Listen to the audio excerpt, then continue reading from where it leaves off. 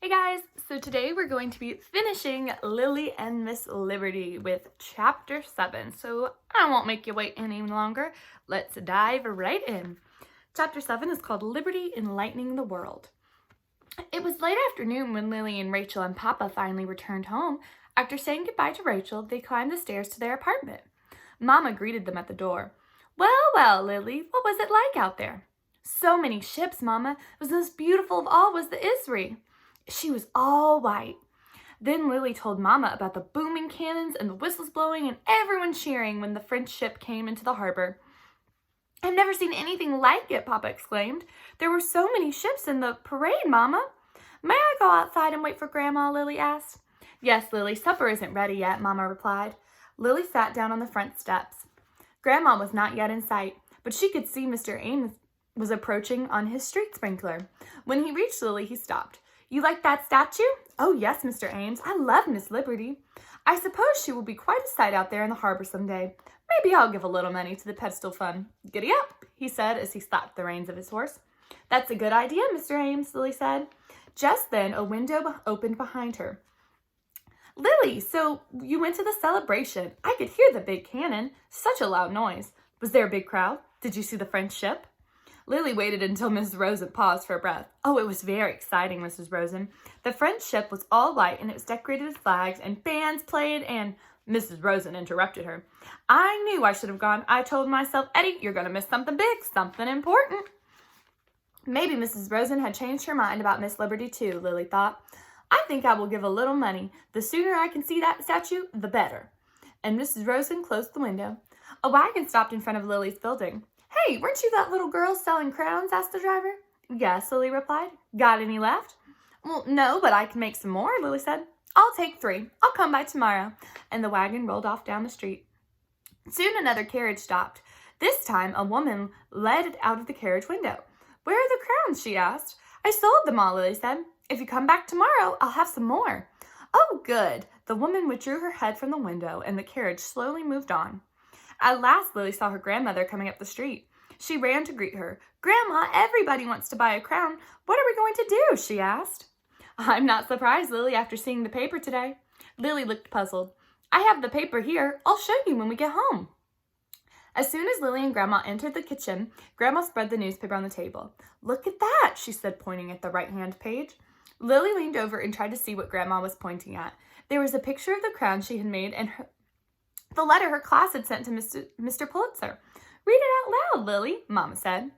Dear Mr. Pulitzer, here is $7.47. We wanted to help pay for Miss Liberty's pedestal because the school children of France helped pay for the statue. We worked very hard. Everyone in our class gave some money. Sincerely, Miss Pearson's class. P.S. The crown was made by Lily Lafferty. She sold a lot of them to help pay for the pedestal. We hope you will wear it to work. Lily, I'll help you make more crowns. Maybe the ladies in the shop will help too, Grandma said. Imagine that, Mama exclaimed. Your name in that big newspaper. Everyone will see it. I'm so proud of you. We will keep the paper, Papa said. When you grow up and have children of your own, you can show them that you helped build Miss Liberty's pedestal, Papa said. Do you really think we will raise enough money to build the pedestal, Papa? Lily asked. Everybody is excited about the statue now that Miss Liberty has arrived. I'm sure that in a few more weeks we will have all the money. Once we raise the money for the statue, I hope we will begin to pay attention to our poor people, said Mama. Lily straightened her crown. There they all are looking at the paper. Suddenly, she picked up the newspaper and climbed onto the kitchen chair. What are you doing, Lily? Asked Mama. Lily reached over and took the salt shaker from the table and held it high in her right hand. She put her left foot forward and her right foot back. Oh, Lily, I can guess, Papa laughed. Yes, she was the biggest statue ever built. She was taller than any building in the whole city of New York. She was a queen, and her name was Liberty. Liberty enlightening the world. And then there's a little part called the Afterword, which is what happens after our story ends. So let's go ahead and read that. The big celebration in honor of Miss Liberty's arrival from France on the Isri was held on June 19th, 1885. A month later, all the money needed to complete the pedestal had been raised. Mr. Pulitzer, the publisher of The World, had promised to print in his newspaper the name of every person who donated any money to the pedestal fund. And he did. Lily read that Mrs. Rosen contributed 50 cents and Mr. Ames gave $1. It took almost a year to complete the pedestal.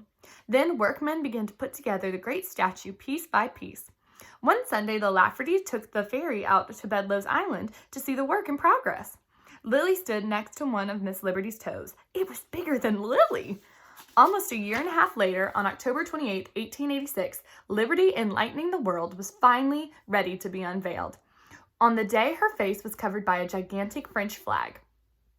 After the statue was formally presented to the United States by France, Mr. Bartholdi, was the sculptor, pulled a cord and the flag dropped to the ground. Once again, the cannons roared and the whistles blew all over the harbor.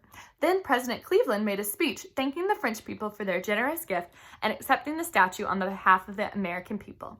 This time, Lily was not on a boat watching the ceremony. She stood with her family at Battery Park looking at the Bedloe's Island.